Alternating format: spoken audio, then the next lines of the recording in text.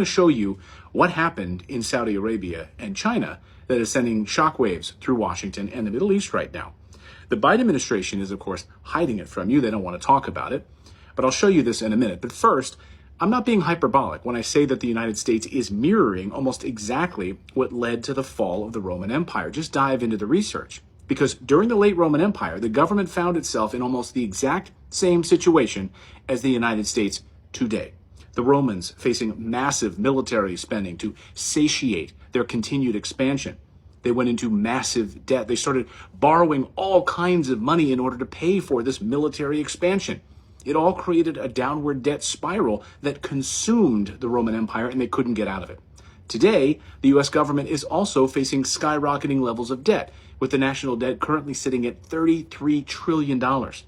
This level of indebtedness is unsustainable. How are they going to get out of this? The United States now has over 750 military bases around the world.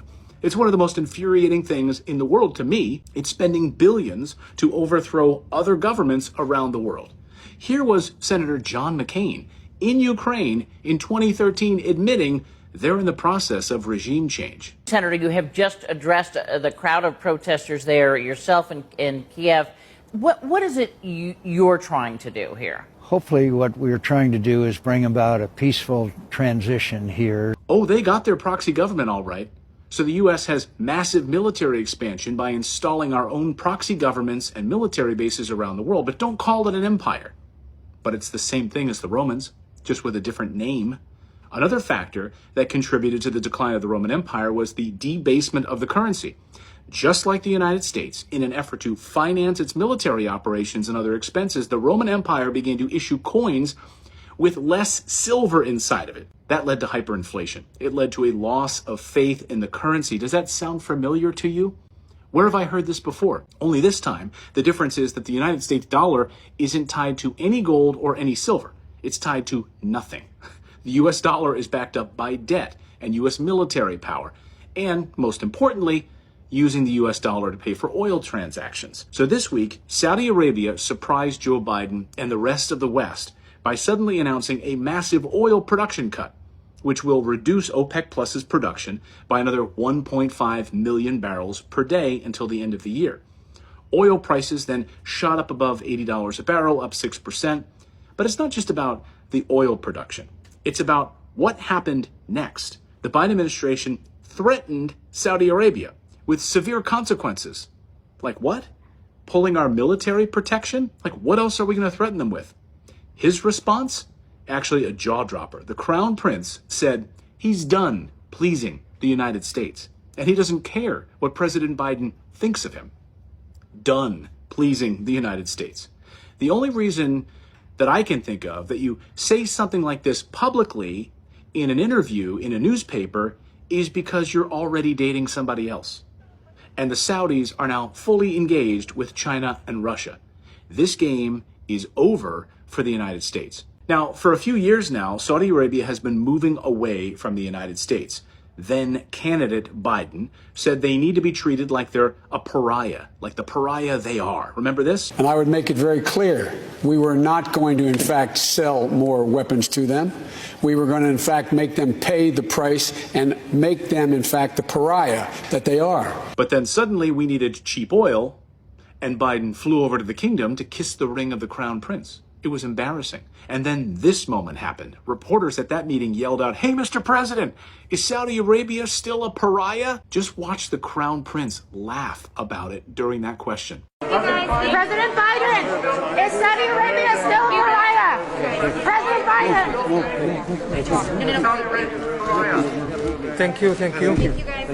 Thank you. Now, we've relied on them for their oil reserves, and they relied on us for our military protection. It's been a mutually beneficial relationship, but that's all changing now. They're starting to look beyond the United States for allies and are forging closer ties with countries like China and Russia. So what does this mean for the United States? Well, for starters, it means we're going to lose a boatload of money. Saudi Arabia is one of the world's largest oil producers, and we've been buying their oil for years. They start selling to China and Russia instead, and now we're going to have to pay more for our oil. Just sitting here in this port, watching the Saudi Arabian oil barges leave port and go out.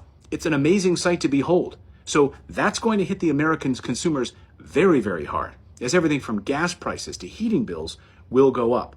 But it's not just oil prices that will be affected. Saudi Arabia is also a major investor in the United States. They own a lot of our debt, and they invest heavily in American companies. If they start pulling their money out of the United States, it's going to hurt our economy. It's already happening. Just look at the inflation numbers. Saudi Arabia is not only distancing itself from the United States, but also selling off its holdings of U.S. Treasury bonds, which is a devastating blow to the U.S. economy. It's worth noting that Saudi Arabia has been the largest foreign holder of U.S. Treasury bonds for many years. So this is a significant shift in the global economy. Now, some might say, so what's the big deal? It's just one country selling off some bonds. What's the big deal here, Clayton? Well, let me explain. Because U.S. Treasury bonds are a critical source of funding for the United States government, and they are used to finance everything from Social Security, Medicare, military, infrastructure, everything. And when a country like Saudi Arabia sells off large amounts of these bonds, it puts downward pressure on the prices, which means that the United States government now has to pay higher interest rates to attract new buyers. This can increase the cost of borrowing for the U.S. government, which can in turn lead to higher taxes, inflation, even a massive recession, which we are facing right now. And right now, China, Russia, and Saudi Arabia are dumping massive amounts of U.S. debt. If they won't finance our massive debt, then who will? Who's going to step in? Who has money? So why this week? Why did all of this happen now? Because follow the money. The U.S. dollar is dying, and America's power is dying. China's new partnership with Russia has grown even further. China mediated a new era of peace between Iran and Saudi Arabia. Just look at these guys, shaking every hand they have in one big Chinese noodle salad. I don't see Biden's hand in there between Iran and China and Saudi Arabia. The U.S. has been trying to create havoc between these countries, but they're not having it. In fact, exports of oil and precious minerals have dramatically shifted away from the United States to one another, to these new partnerships.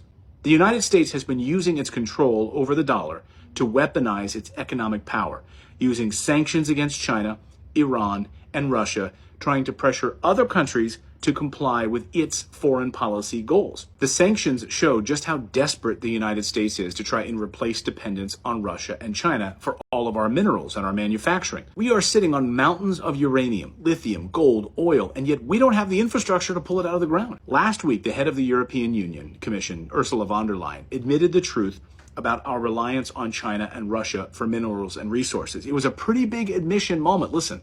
We know this is an era where we rely on one single supplier, China, for 98% of our rare earth supply, 93% of our magnesium, 97% of our lithium, just to name a few. And literally on the same day that she made that statement, Ford Motor Company admitted it's spending billions to team up with China to mine minerals for its electric cars. This is how bad it's gotten, guys. The New World Order unfolding right before our eyes. The United States loves to try sanctions first, and if those don't work, they go to war next.